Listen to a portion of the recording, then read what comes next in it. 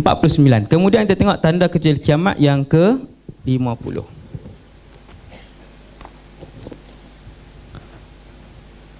La taqumus sa'ah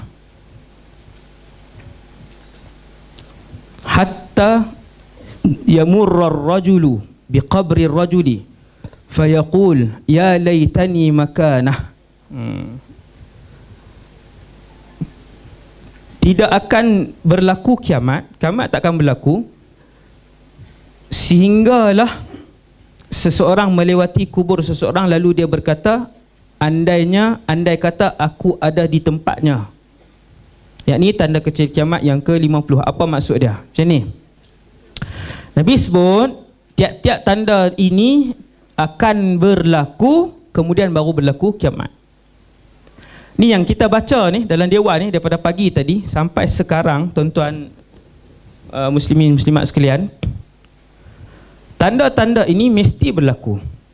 Kalau dia tak berlaku kemudian kiamat,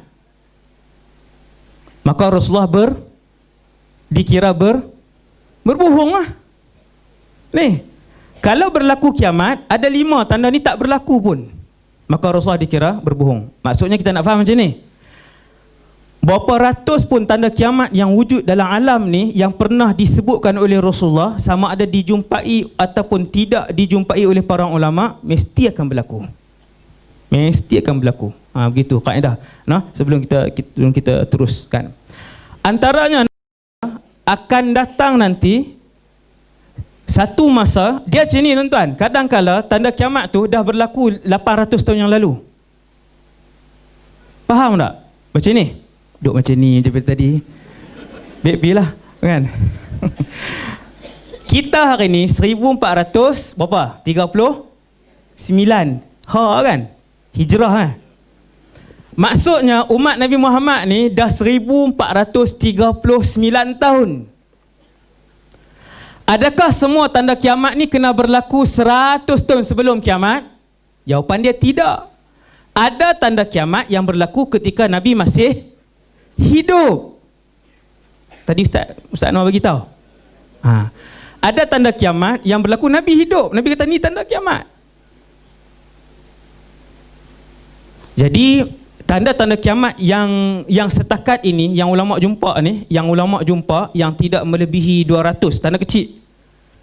Yang ulama jumpa tidak melebihi 200. Tanda kecil yang sahih. Tanda kecil yang sahih ataupun hasan yang ulama jumpa tidak melebihi 200. Tanda-tanda ini berlaku sepanjang usia umat Nabi Muhammad yang 1400 tahun ni. Bukan 100 tahun kebelakangan ni. Okey, dah selesai.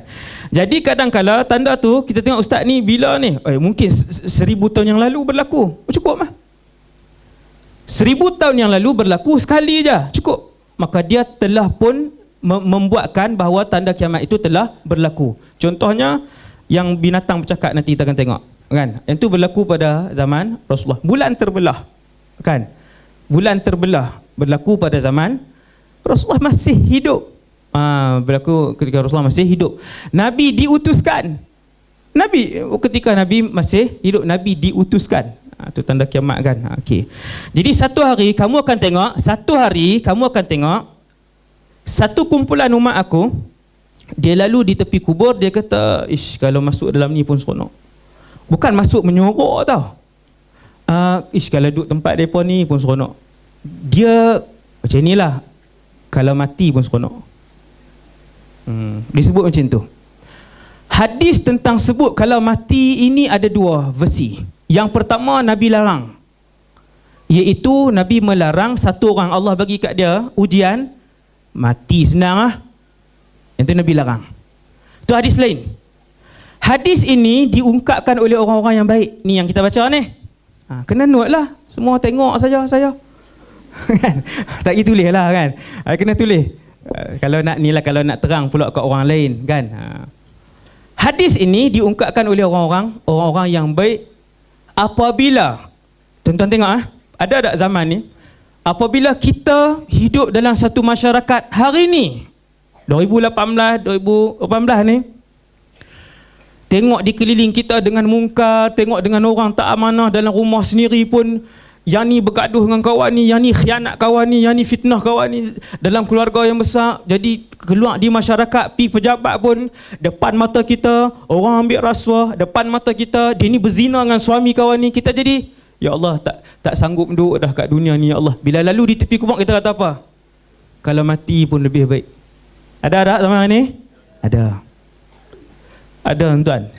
Betul. Kita sendiri bila kita duduk dalam masyarakat ni, tempat kerja banyak fitnah, banyak kemungkaran, di rumah pun dengan, jadi sampai satu masa kita lalu tepi kubur kita kata ya laitani makanah. Kalaulah Allah boleh ambil aku duduk dalam tempat dia ni. Diungkapkan oleh orang yang dia tak sanggup dah dengan banyaknya kerosakan yang ada. Ini antara tanda kiamat. Tapi yang ni bukanlah seperti yang kelompok pertama tadi yang dilarang oleh Rasulullah, yang dikeji dalam Islam. Okey, nah. Okey, yang ni begitu dia punya maksud dia. Kemudian